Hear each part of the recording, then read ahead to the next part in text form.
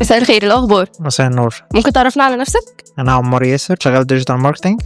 كنت ماسك بروجكت لحد قبل ما جينا، وكنت شغال كاستمر سيرفيس، كنت ماسك ميديا باير فقط. خدت الديجيتال ماركتنج الدبلومه كامله، بعد كده خدت الكونتنت كريشن، بعد كده خدت الاي اي جنريشن، وبعد خدت ماركت بيرفورمانس. طيب قول لنا ايه الحاجات اصلا اللي استفدت منها في خلال الفترة دي كلها؟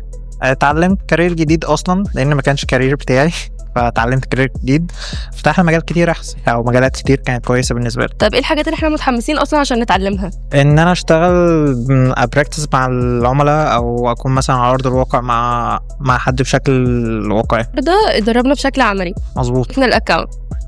طيب احنا مسكنا الاكونت، اشتغلنا عليه، عملنا ماركتنج بلان دي. مظبوط ايوه. طيب خليني اقول لك على حاجة، دي ورقة هتبقى معانا خلال 6 ايام بتوع التدريب. تمام.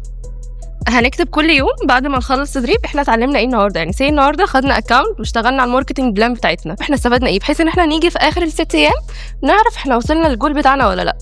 تمام، شكرا ليك.